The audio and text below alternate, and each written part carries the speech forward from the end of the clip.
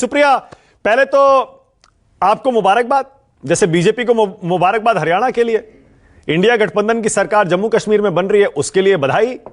लेकिन कांग्रेस ने बाहर से समर्थन देने का फैसला क्यों किया है सुप्रिया, यह भी थोड़ा बताइए। आपको, आपके दर्शकों को मेरा नमस्कार। आपके डायरेक्ट सवाल का जवाब पहले दूंगी और उसके बाद कुछ यूपी पर कहना चाहती हूं तो जरूर कहूंगी। ऐसा था कि जब चुनाव हम वहां पर प्रचार प्रसार कर रहे थे तो हमने बोला था कि हम स्टेटहुड दिलाकर रहेंगे। यह वादा प्रधानमंत्री जी ने भी किया था। तो हमें लगता है नैतिकता इसमें है कि जब स्टेटहुड मिल जाए तभी उस सरकार को ज्वाइन किया जाए।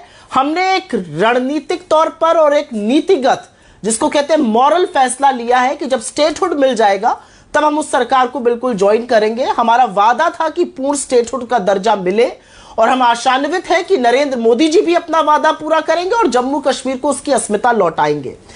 एक लाइन मेरे मन में आती है उत्तर प्रदेश को सुनकर, और वो लाइन है, हारिए ना हिम्मत बिसारिए ना राम। प्रभु राम को भूलना नहीं चाहिए। अयोध्या क्या हारे बीजेपी वाले, श्री राम को ही बिसार दिया। एक व्यक्ति आपको इनका जय श्री राम कहता हुआ, जय सिया राम कहता हुआ नहीं दिखता। प्रभु राम से ही इनकी दुश्मनी हो गई। जिस राम के नाम पर हम लोग चुनाव लड़ते हैं, जिस राम के नाम पर जीवन यापन करते हैं, उन्हीं को बिसार दिया। तो हिम्मत ना हारिए। आपको यूपी हारना है, हिम्मत नहीं हारनी है। आप भगवान को भी मत बिसारिए। मैं यहां पर एक चीज कहना चाहती हूं और वो आपके दर्शकों के लिए जाननी जरूरी है। थोड़ी सी टेक्निकल बात है। आपको पता है मिल्कीपुर का चुनाव क्यों नहीं हुआ? मिल्कीपुर का चुनाव इसलिए नहीं हुआ क्योंकि गोरखनाथ जी ने एक याचिका डाली हुई है। उनकी याचिका क्या है?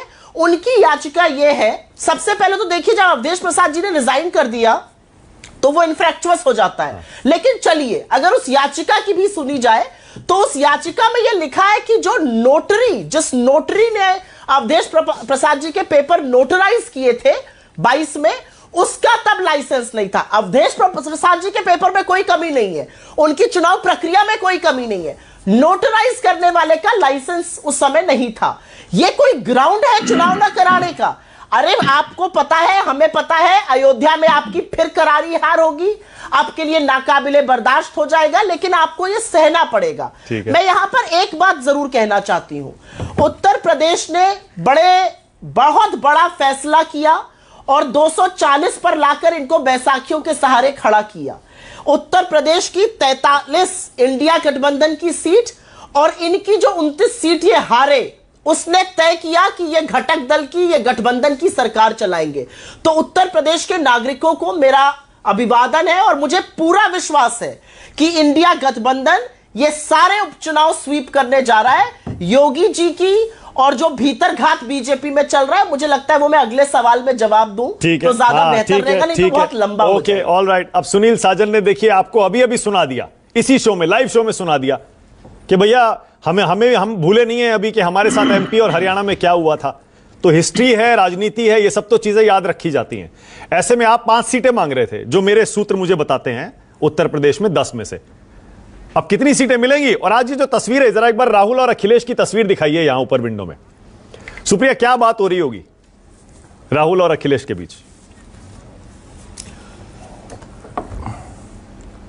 अब ये बात तो आप ही के सूत्र बता सकते हैं ना। मुझे राहुल जी ने फोन करके बताया क्या बात हुई, ना अखिलेश जी ने फोन करके बताया, तो मैं आपको कैसे बता दूं क्या बात हुई?